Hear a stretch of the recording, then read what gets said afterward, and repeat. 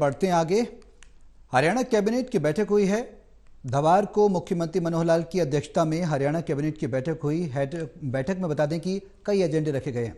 बैठक खत्म होने के बाद मुख्यमंत्री मनोहर लाल ने जानकारी दी है। सीएम ने कहा कि कैबिनेट की बैठक में 36 एजेंडों पर चर्चा की गई, जिनमें से 33 एजेंडों को मंजूरी मिली।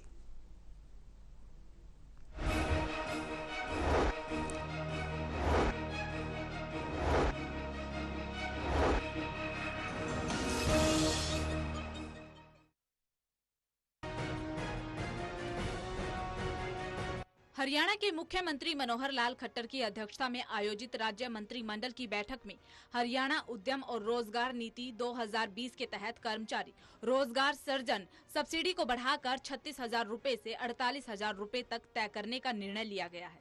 मंत्रिमंडल में SGST प्रतिपूर्ति और निवेश सब्सिडी को कुल 15% पर कैंपिंग करने को भी मंजूरी दे दी है। जो निवेशक फर्म द्वारा अधिकतम SGST की प्रतिपूर्ति कुल SGST का 50% भुगतान किया जाएगा। हरियाणा रिहायशी प्रमाण पत्र मान्यता प्राप्त ESI PF नंबर से पेरोल या फिर अनुबंध पर 40,000 रूपए तक प्रति माह वेतन के रूप में कमाने वाले राज्यों के कुशल, अर्धकुशल, अकुशल कर्मचारियों की क्षमता निर्माण करने के लिए रोजगार सृजन सब्सिडी प्रदान करने का सुझाव दिया गया।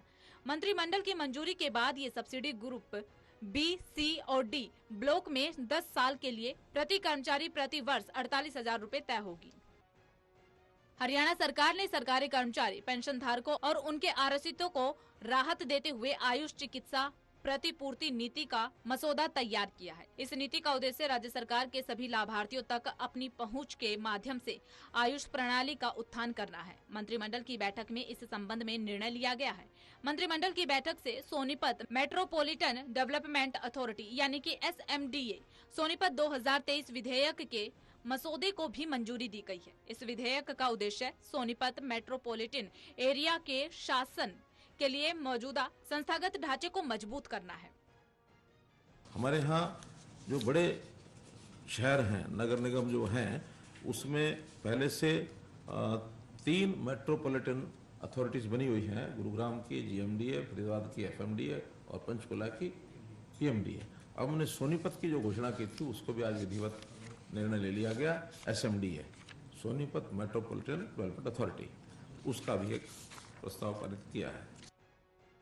मुख्यमंत्री की अध्यक्षता में हुई मंत्रिमंडल की बैठक में हरियाणा कौशल विकास और औद्योगिक प्रशिक्षण विभाग, ग्रुप ख निदेशालय और क्षेत्रीय कार्यालय सेवा नियम 2023 को मंजूरी प्रदान की गई। नए नियमों में सहायक निदेशक तकनीकी, वरिष्ठ शिक्षकता पर्यवेक्षक, प्रधानाचार्य, उप प्रधानाचार्य के पद के लिए शैक्षणिक योग्यता इंजीनियरिंग में डिग्री निर्धारित की गई है। वर्तमान में मौजूदा नियमों के अनुसार उपरोक्त पदों के लिए इंजीनियरिंग में डिप्लोमा डिग्री निर्धारित योग्यता थी। वित्त एवं योजना अधिकारी, प्रधानाचार्य, फुटवियर प्रशिक्षण अधिकारी BTC, शिक्षुत और प्लेसमेंट अधिकारी के नए सर्जित पदों को भरने हेतु नियमों में प्रावधान किया गया है।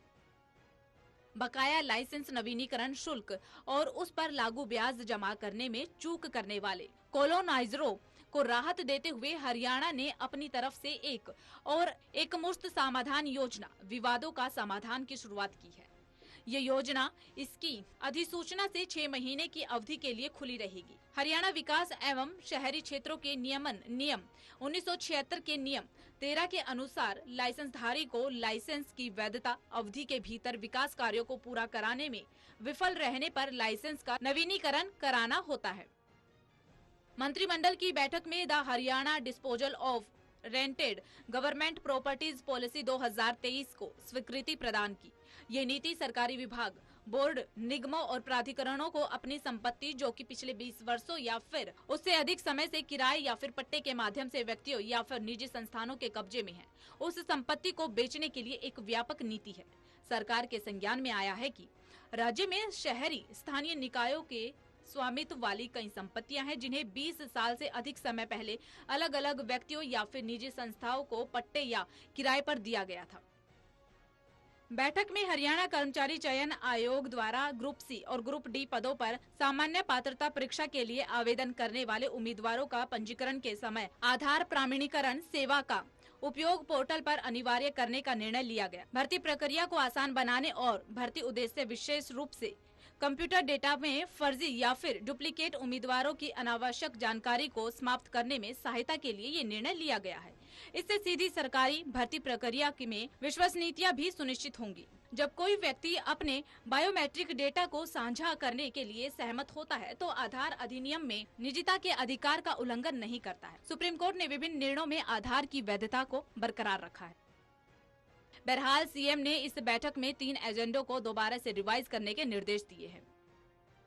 Anil Kumar, total news, Chandigarh.